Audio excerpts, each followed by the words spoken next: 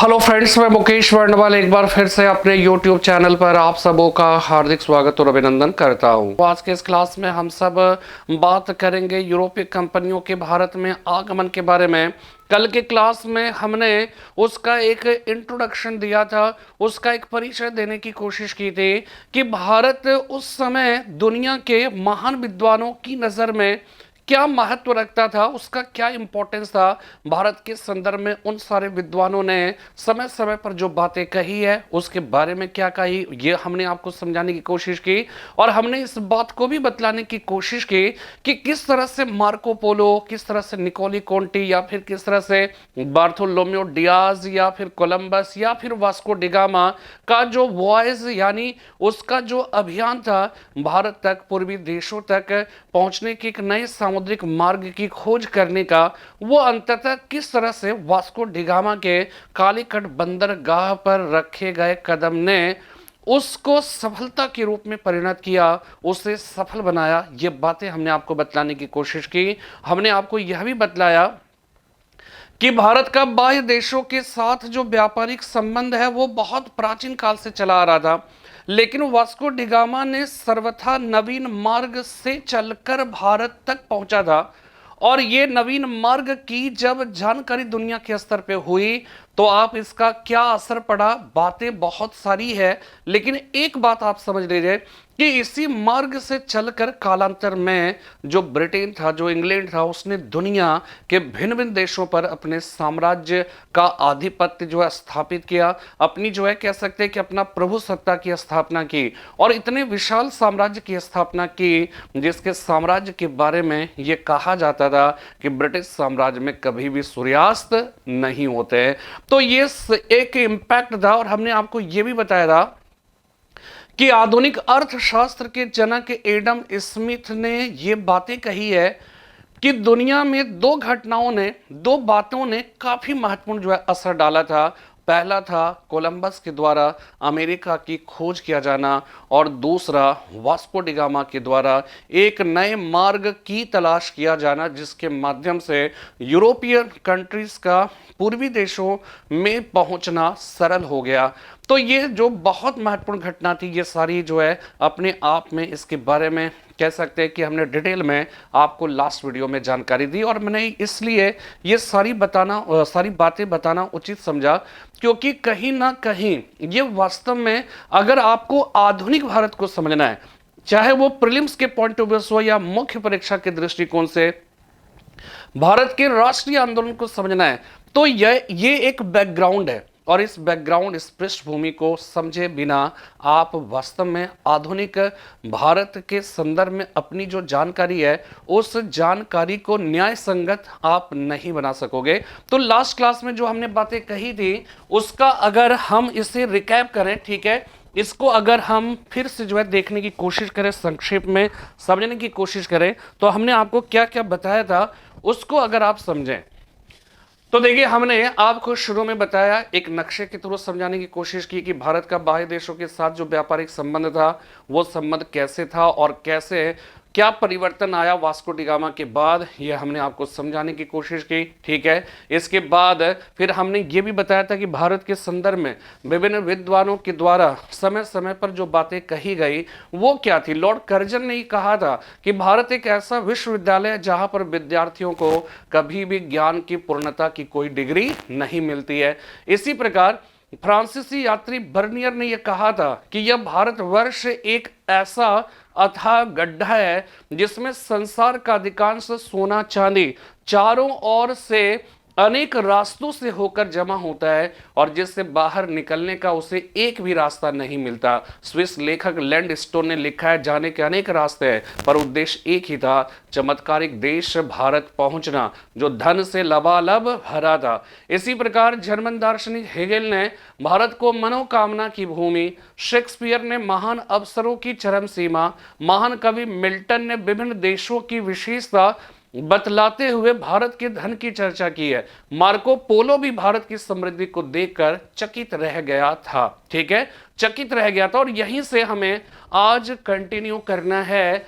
आज की इस क्लास में उस जो कह सकते हैं कि यूरोपियनों के भारत में आगमन के बाद, ठीक है, या भारत के आगमन की जो बहुत सारी बातें हैं, वो सारी बातों को हम समझने की कोशिश करेंगे। ठीक है, तो आज के इस क्लास में हम जैसे यहाँ पे जो हेडिंग डाला है कि बाह्य देशों के साथ संबंध का एक लंबा इतिहास रहा है, हमने आपको बताया कि भारत का बाह्य देशों के साथ जो व्यापारिक संबंध है वो बहुत प्राचीन काल से रहा है। ठीक है, लेकिन पुर्तगालियों के आगमन के बाद भारत का बाह्य देशों के साथ जो व्यापारिक संबंध है वो एक नए दौर और एक नए स्वरूप में परिवर्तन एक प्रवेश कर जाता है। ठीक है, एक नए स्वरूप में प्रवेश कर जाता है। तो यहां पे हमने लिखा कि भारत का बाह्य देशों के साथ घनिष्ठ व्यापारिक संबंध सदियों पुराना रहा है। यूरोपियनों के साथ व्यापारिक संबंधों की शुरुआत यूनानियों के माध्यम से हुई।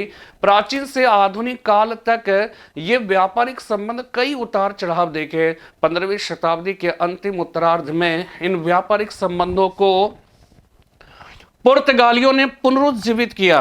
15वीं शताब्दी के अंतिम चरण में यूरोपीय कंपनियों के आगमन के पूर्व भारतीयों ने अपने समकालीन देशों के साथ जो व्यापारिक संबंध बना रखा था उसकी महत्वपूर्ण विशेषताएं क्या थी, ये आपको समझना है। तो यहां पे देखिए, ये बातें समझिएगा कि महत्वपूर्ण विशेषताएं क्या क्या थी, ये समझिए कि भारत का कह सकते हैं कि वास्को डी गामा के आगमन के पूर्व की क्या क्या विशेषता थी। सबसे पहली विशेषता हमने आपको बताई कि ये स्थल मार्ग है, ये जल मार्ग है।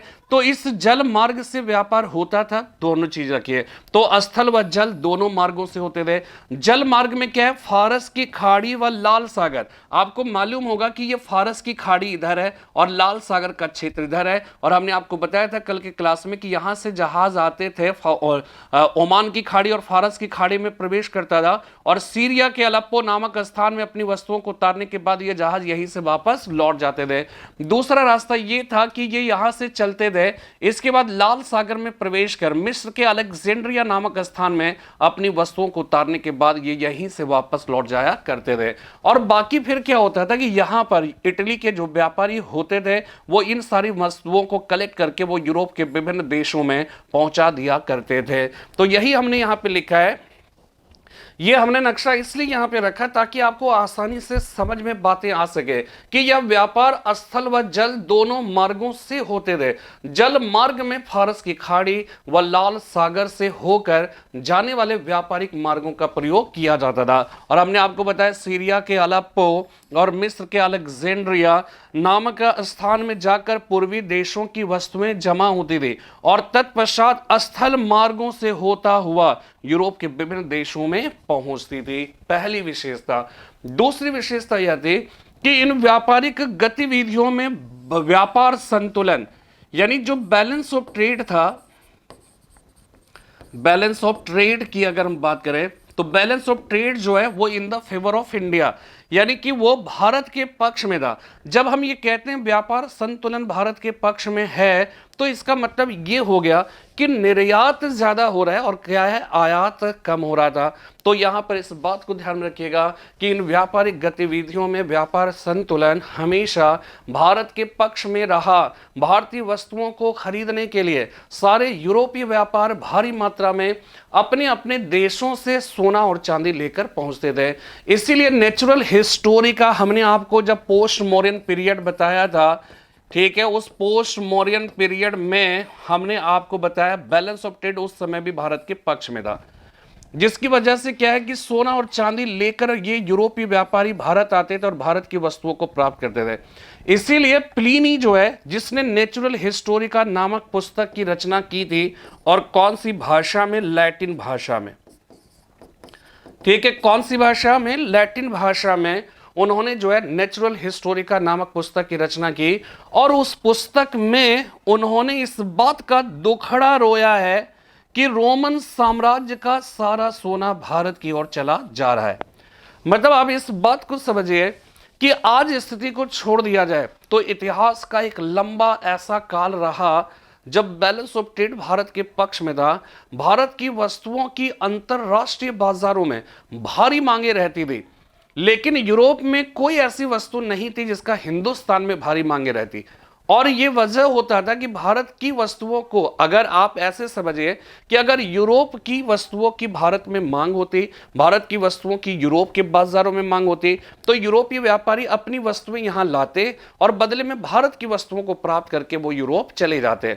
लेकिन ऐसा तो था नहीं कि वहां की वस्तुओं की यहां पे कोई मांग नहीं है, लेकिन यहां की वस्तुओं की वहां पे मांग है और बहुत ही महंगे दामों पर भी बिका करती है।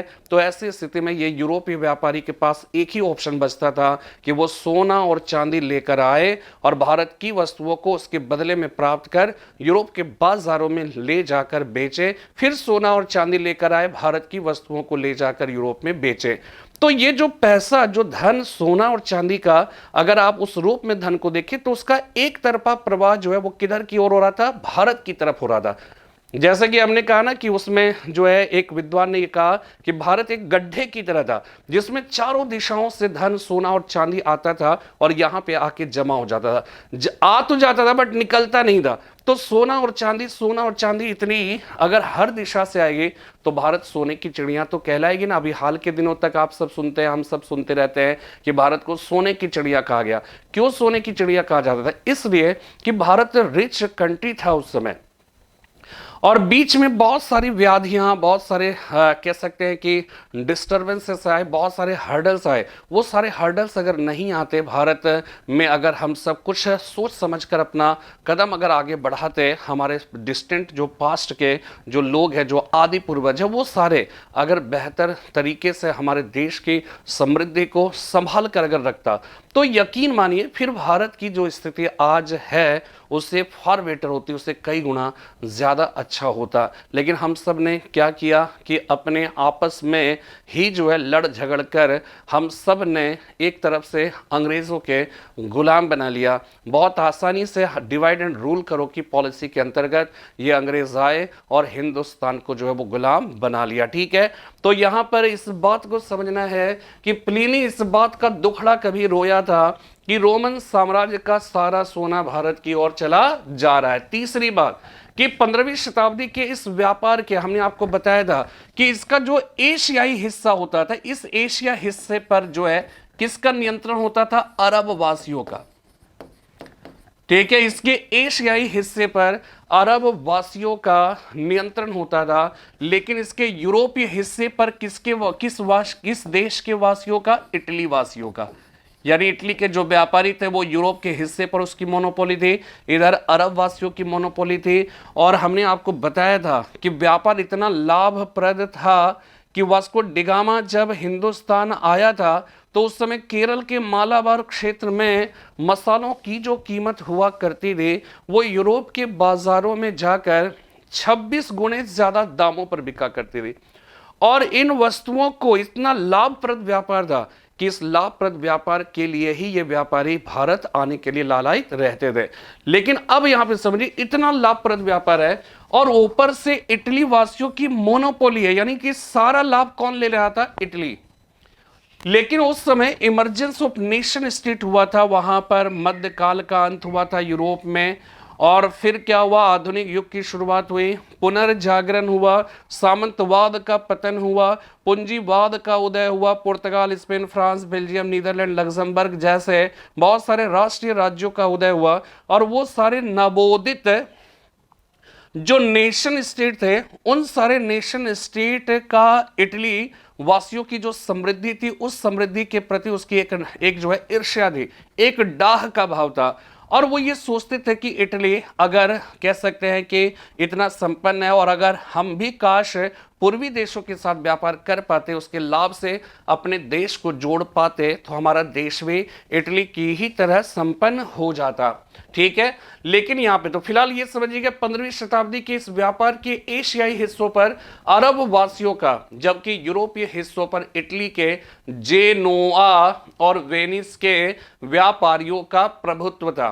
ठीक है, अगर आप देखिए इटली के जेनोआ, अगर आप जेनेवा की बात करिए तो जेनेवा ध्यान रखिएगा अलग चीज है।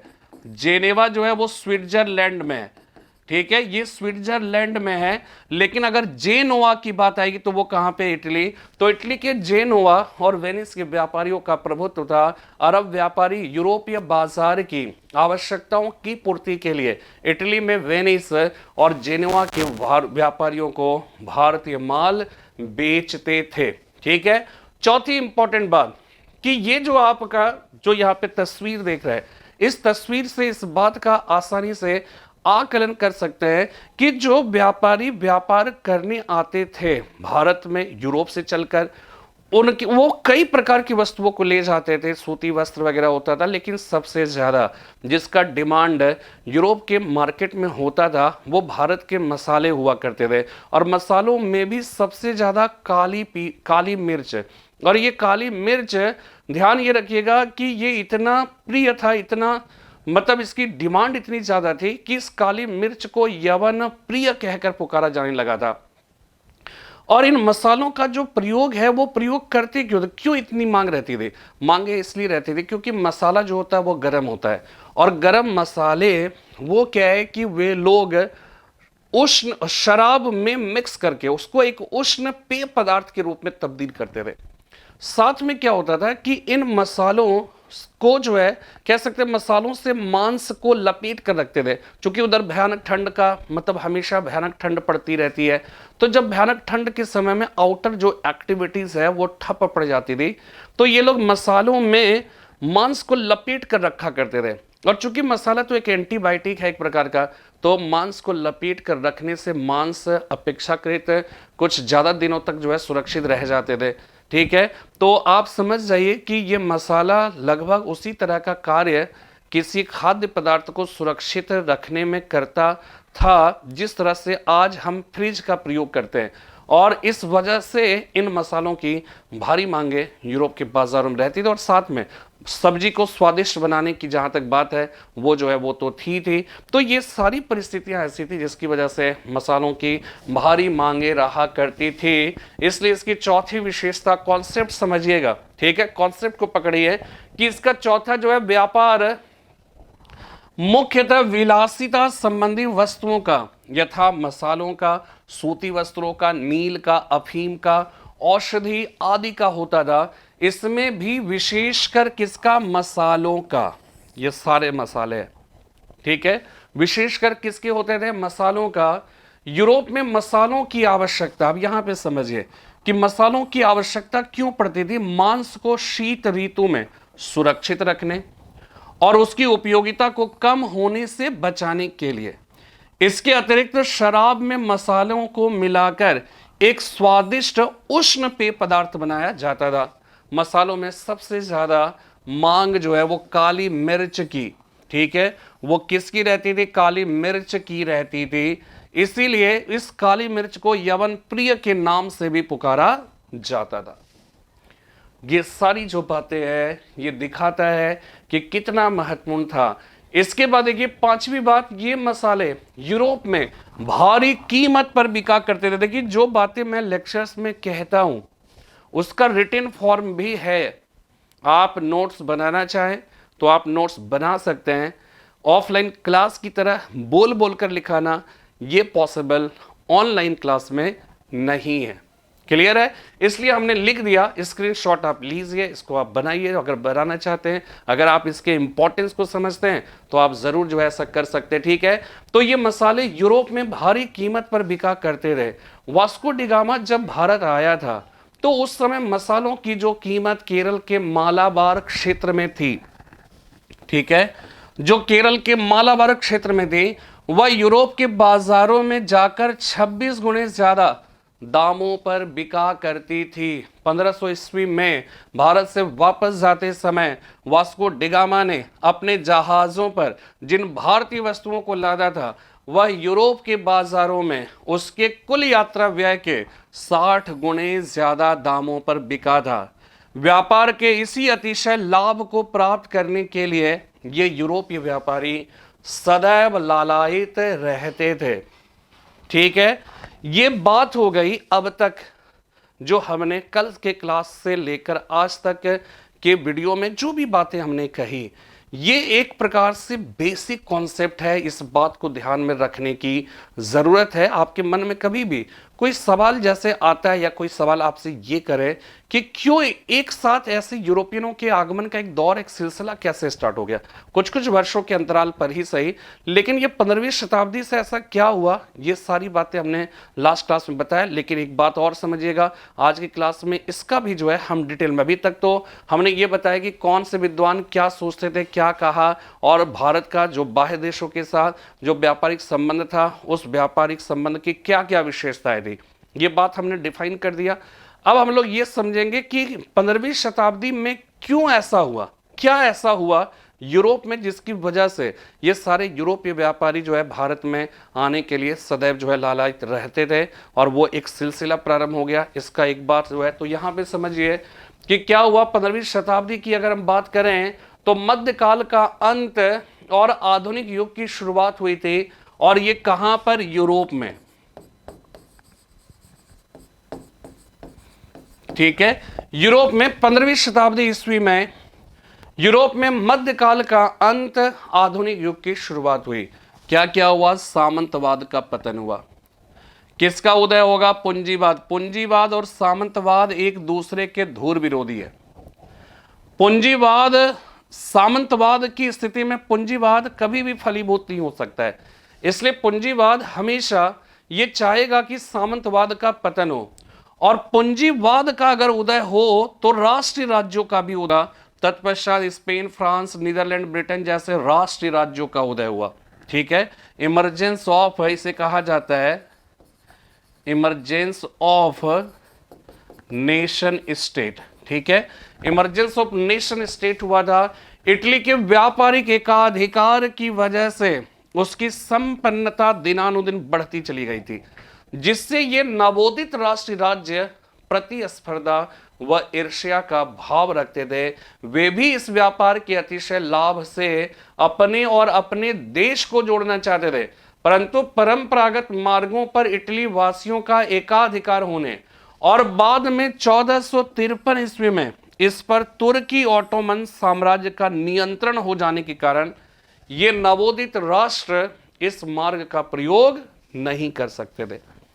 एक बहुत ही इंपॉर्टेंट कॉन्सेप्ट है। ठीक है, और इस कॉन्सेप्ट को समझ लेंगे हम सब। देखिए, हमारा शुरू से यही जो है एक कह सकते कोशिश रही है कि मैंने कभी भी इतिहास को बच्चों को, लड़कों को हमने रटाना नहीं सिखाया, हमने उसको सिखाया कि वो इतिहास को कैसे सीख सकते हैं, संविधान को आप कैसे सीख सकते हो, है ना। यही कोशिश हमारी लगातार जो है वो होती रहती है, और ऐसे ही जो है, और बहुत ही साइंटिफिक वे में। और ये जो तरीका आप देख रहे हैं, आप YouTube पर इस तरीके को शायद आप सर्च करके देखिएगा कि ये तरीके से, इन तरीकों से इंटरेस्टिंग वे में आपको लेक्चर्स भी दे रहे हैं, आपकी लिखी हुई जो चीज़ें हैं राइटअप भी है, तो आपके पास समय की भी बचत है, वीडियोस बेवजह बहुत लंबा नहीं बन रहा है, और साथ में क्या हो रहा है कि कहीं ना कहीं वो जो एक एग्जामिनेशन के पॉइंट ऑफ व्यू से, चाहे वो मेंस हो चाहे प्रीलिम्स हो, हर दृष्टिकोण से आपके पास हर तरह के कॉन्सेप्ट जो है वो कह के पहुंच जाते हैं। तो ये अपने आप में इंपॉर्टेंट है। तो यहां पर ये ध्यान रखिएगा कि एक तो इटली वासियों का एकाधिकार था, और दूसरी बात क्या है, तुर्की ऑटोमन साम्राज्य का नियंत्रण हो गया था। तो वो जो परंपरागत मार्ग था ना, जो हमने आपको बताया कि फारस की खाड़ी और जो लाल सागर वाला, वो तो ये नवोदित राष्ट्रीय राज्य जानते थे कि इटली की वजह से और तुर्की ऑटोमन साम्राज्य के नियंत्रण की वजह से वो उस परंपरागत व्यापारिक मार्ग का प्रयोग करना उसके लिए संभव नहीं है। तो वो क्या सोचेगा, नए सामुद्रिक मार्ग की तलाश के लिए। तो पूर्वी देशों तक पहुंचने के एक नए व्यापारिक मार्ग की आवश्यकता महसूस हुई। तुर्क जो थे, जो ऑटोमन तुर्की साम्राज्य, जो 1453 ईस्वी में उसने उस एरिया में नियंत्रण स्थापित कर लिया था। तुर्क सुन्नी मुसलमान थे, और इस तरह यूरोपियनों के पूर्व के व्यापार का रास्ता संपूर्ण रूप से मुस्लिम हाथों में चला गया। इसके बाद स्पेनिश और पुर्तगाली शासकों को पूर्व के रास्तों की सामुद्रिक जानकारी की इच्छा और जाग उठी। फलतः पूर्वी देशों तक पहुंचने के लिए एक नए व्यापारिक मार्ग की जरूरत महसूस हुई। ठीक है, तो एक प्रकार से क्या है कि अगर हम मुख्य परीक्षा के दृष्टिकोण से देखें तो अभी जो क्लास जो चल रही है ना, वो कॉन्सेप्चुअल क्लास है, ठीक है ना।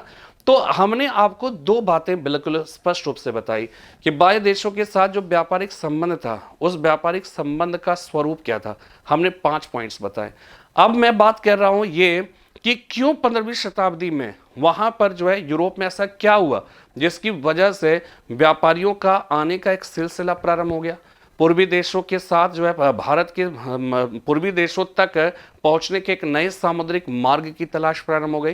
तो ये बातें स्पष्ट हो गई कि फिर से याद रखिएगा कि इटली वासियों की मोनोपोली थी।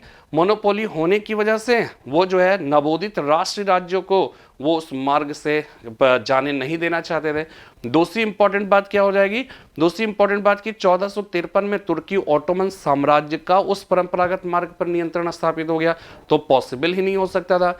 तो फिर एक नए सामुद्रिक मार्ग की खोज का जो है वो क्या है कि एक लोगों ने, यूरोपीय जो नवोदित राष्ट्रीय राज्य थे, उन लोगों ने सोचा। और क्यों सोचा, इसके पीछे रीजन क्या था, एस्ट्रोलैब और कुतुबनुमा जैसे यंत्र के आविष्कार की वजह से समुद्री यात्रा अब अपेक्षाकृत सरल हो गया था, खतरा कम हो गया था, ठीक है। ये जो है, और दूसरी बात, मार्को पोलो वगैरह सबका जो अभियान था उससे यूरोप में एक मैसेज पहुंच गया था कि पृथ्वी चपटी नहीं है, पृथ्वी गोल है, और एक स्थान से चलते चला जाए तो कभी ना कभी वापस जो है या तो हम लौट जाएंगे या फिर रास्ते में भारत, पूर्वी देश, कुछ ना कुछ तो मिलेंगे। और फिर जो है अभियान प्रारंभ होता है। तो यहां पर इसलिए लिखा कि जो है नए मार्ग पुल फलतः पूर्वी देशों तक पहुंचने के लिए एक नए व्यापारिक मार्ग की जरूरत महसूस हुई। अब यहां पे समझना है, मार्को पोलो ये एशिया पहुंचने वाला प्रथम यूरोपीय था।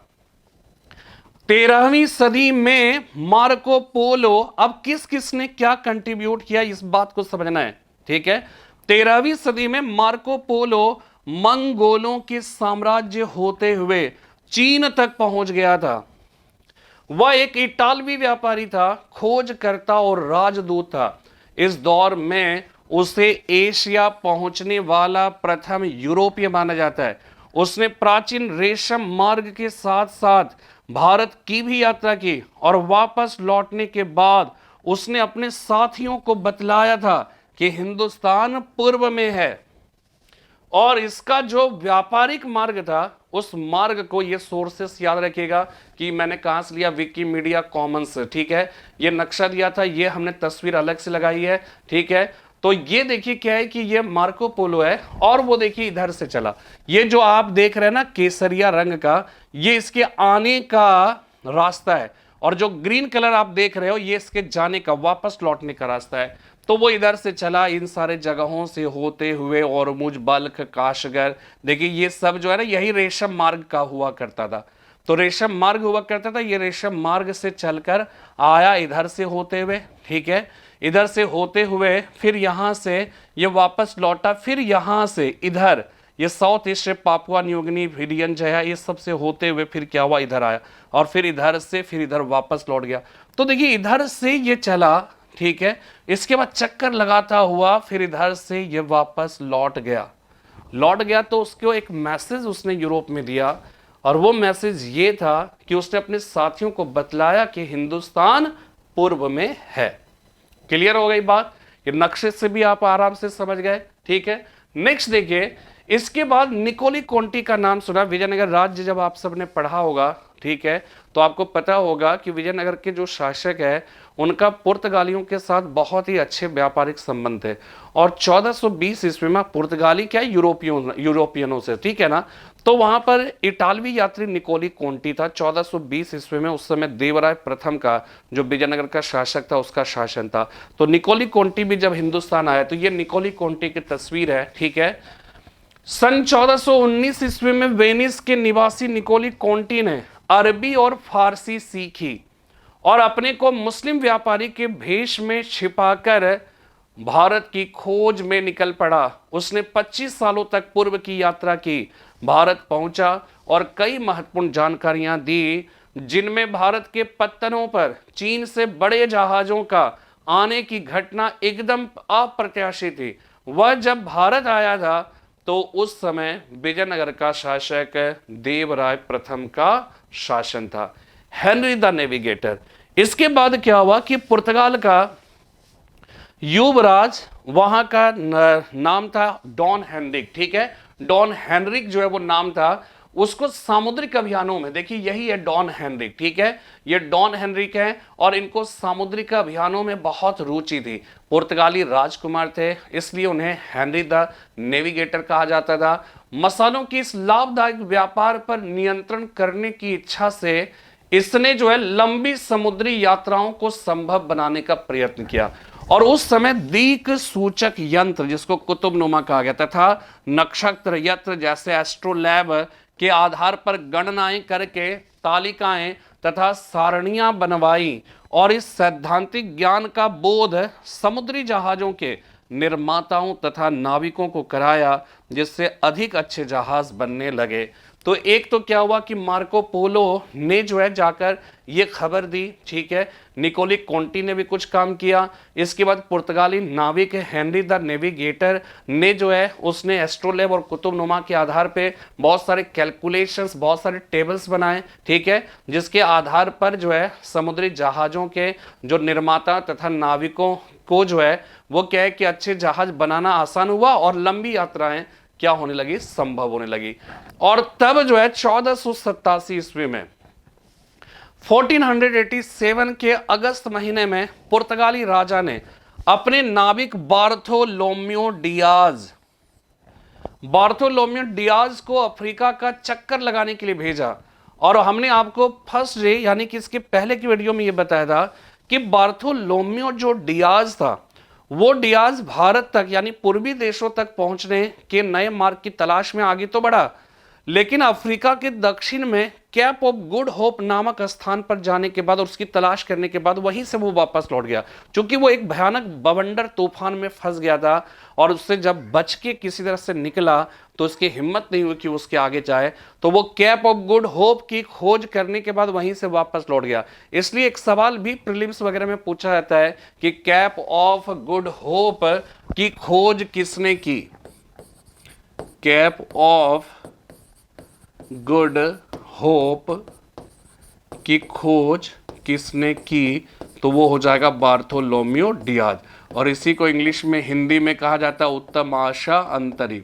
और ये अफ्रीका के दक्षिण में, ठीक है, अफ्रीका के दक्षिण में। तो 1487 ईस्वी के अगस्त महीने में पुर्तगाली राजा ने अपने नाविक बार्थोलोम्यो डियाज को अफ्रीका का चक्कर लगाने के लिए भेजा।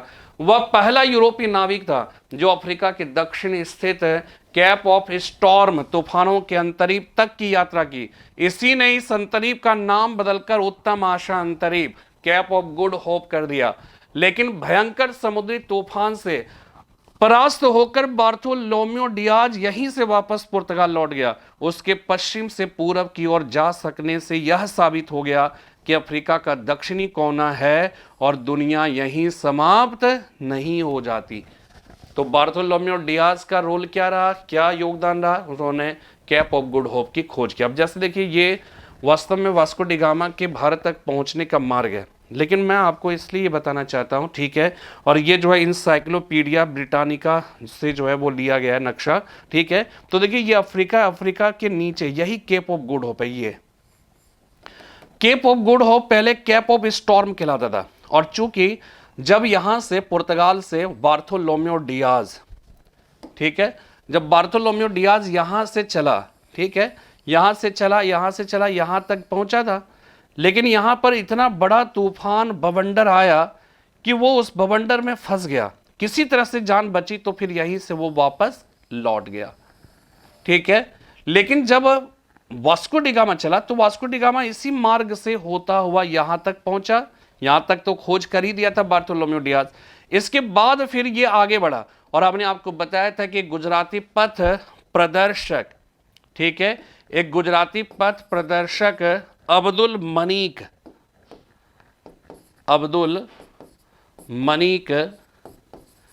ने जो है उन्हें थोड़ा सा उसे गाइड किया और फिर ये केरल के मालाबार क्षेत्र में पहुंचा था, कालीकट, ठीक है। तो ये है फिलहाल, इस नक्शे के थ्रू भी आप समझ सकते हो कि उसका क्या, पहले क्या था, पहले यहां से जहाज चलते थे, इधर हो गया ओमान की खाड़ी, फिर फारस की खाड़ी, फिर यहाँ पे वस्तु, फिर इधर से आता था, इधर से लाल सागर में प्रवेश कर यहाँ अलेक्जेंड्रिया में वस्तुएं उतारने के बाद लौट जाता था। लेकिन अब क्या हो रहा है कि एक नए सामुद्रिक मार्ग की खोज हो रही है। ये अपने आप में इंपॉर्टेंट है, ये आपको समझना है। और हमने बहुत ही जो है मेहनत से इसको खोजा और समझ में आया, फिर लगा कि ये आपके लिए बहुत ही जरूरी है। ठीक है, इसके बाद देखिए कोलंबस। तो यहाँ पे क्या हुआ, अभी मैं बात कर रहा था, अभी वास्को डी गामा बता दिया, बट अभी हम बात कर रहे थे फ्रांसिस्को डी अल्मीडा, नहीं, हमने आपको बात किया डियाज, है ना, बार्थोलोम्यू डियाज, मिस कर जाते नाम कभी कभार जो है। ठीक है, अब देखिए क्या है, तो वो उसने क्या किया कि वो कैप ऑफ गुड होप की खोज की। इसे खोज करने के बाद यहीं से वापस लौट गया, यानी कि वो भारत तक पहुंच नहीं पाया। इसके बाद 1492 ईस्वी में स्पेन का कोलंबस, ठीक है, स्पेन का कोलंबस भारत की खोज हेतु निकला। उल्लेखनीय है कि कोलंबस मूलतः इटली का रहने वाला था, परंतु चूंकि उसकी यात्रा को स्पेन की महारानी इसाबेला, देखिए ये ध्यान रखिएगा कि हम लोग क्या करते हैं, हम लोग अक्सर बोलते हैं स्पेन का कोलंबस, लेकिन ये कोलंबस जो है मूल रूप से रहने वाला कहां का था, इटली का था। ठीक है, तो सवाल ये उठता है कि इटली का था तो उसे स्पेन का कोलंबस क्यों कहा जाता है। तो ऐसा इसलिए कि कोलंबस ने जो कुछ भी किया समुद्र अभियान के क्षेत्र में, उसकी यात्रा को स्पॉन्सर्ड किया था ब्रिटेन की महारानी, सॉरी, स्पेन की महारानी इसाबेला ने, इसलिए स्पेन का कोलंबस कहा जाने लगा। उल्लेखनीय है कि कोलंबस मूलतः इटली का रहने वाला था, परंतु चूंकि उसकी यात्रा को, ठीक है, परंतु चूंकि उसकी यात्रा को स्पेन की महारानी इसाबेला ने प्रायोजित किया था, इसलिए उसे स्पेन का कोलंबस भी कहा जाता है। कोलंबस को यकीन था कि दुनिया गोल है और पूर्व जाने के लिए अगर पश्चिम की ओर जाया जाए तो भारत या चीन पहुंच सकते हैं, लेकिन कोलंबस भारत की बजाय कहां पहुंच गया, उत्तर अमेरिका के पास स्थित वेस्ट इंडीज द्वीप समूह को। ठीक है, और उसे यकीन था, वो यही सोचता था कि वो भारत पहुंचा है। और ध्यान ये रखिएगा, इसे ही अमेरिका की भी खोज करने का श्रेय दिया जाता है। तो स्पेन का कोलंबस हो गया, ठीक है, और ध्यान ये रखिएगा कि अमेरिका, इसने किसकी खोज की, वेस्ट इंडीज, और किसकी खोज की, वेस्ट इंडीज हो गया, और अमेरिका की खोज, अमेरिका की खोज की। लेकिन अमेरिका का नाम जो पड़ा था ना, वो अमेरिगो वेस्पूसी के नाम पर पड़ा था, अमेरिगो वेस्पूसी के नाम पर। ठीक है, ये थोड़ा आप ध्यान रखिएगा। ठीक है, कोलंबस का अभियान जो है, लेकिन ये भी वेस्ट इंडीज पहुंच गया, भारत नहीं पहुंच पाया। अब स्टार्ट होता है वास्को डी गामा का अभियान। ठीक है, तो वास्को डी गामा का जो अभियान है वो क्या है, यहां पर फिर से एक बार नक्शे से समझ लीजिए कि वास्को डी गामा चलेगा, इधर से यहां चलेगा, कैप ऑफ गुड होप होते हुए इधर पहुंच जाएगा, मेडागास्कर है जिसकी राजधानी अंतानानारीवो है, यहाँ पे आएगा। यहाँ पे आने के बाद अरब सागर के क्षेत्र में एक गुजराती पथ प्रदर्शक अब्दुल मनीक मिलेगा, फिर उसके सहयोग से वो पहुंच जाएगा कहाँ पे, कालीकट, और मई 1498 ईस्वी में कालीकट बंदरगाह पे कदम रखेगा। और उसकी उपलब्धि यही रही कि उसने ही पूर्वी देशों के साथ व्यापार, एक नए सामुद्रिक मार्ग की उसने खोज की थी। 1497, अब देखिए लिखा क्या है ये समझते हैं। 1497 ईस्वी में पुर्तगाल के राजा मैनुअल, ठीक है, पुर्तगाल के राजा मैनुअल ने अपने एक नाविक वास्को डी गामा को भारत के लिए एक 4 नौकाओं वाले दल भेजने का निर्णय लिया।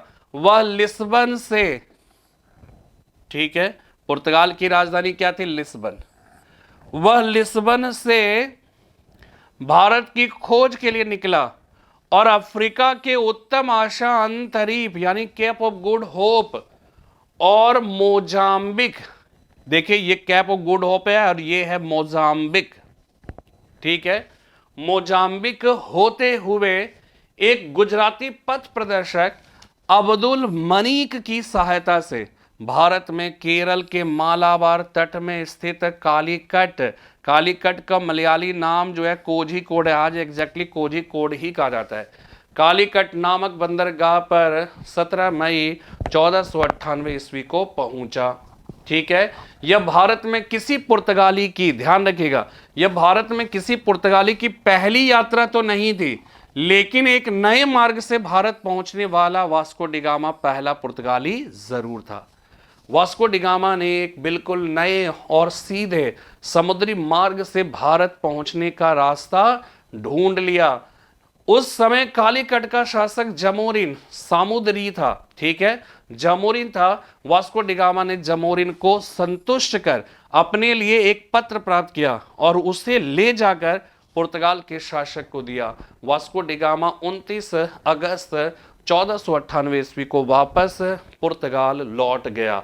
ठीक है, इस प्रकार ये कंक्लूजन है। इस प्रकार हिंदुस्तान तक आने जाने के एक नवीन मार्ग का पता लगा और विश्व इतिहास में एक बड़ी क्रांति हुई।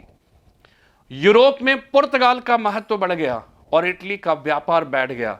एडम स्मिथ ने लिखा है, जो हमने आपको शुरू में बताया, कि अमेरिका व आशा अंतरिप होते हुए भारत तक के नवीन व्यापारिक मार्ग की खोज मानवीय इतिहास की दो महानतम और महत्वपूर्ण घटना है। दो महानतम और महत्वपूर्ण घटना है, ये बातें जो है एडम स्मिथ ने कही थी।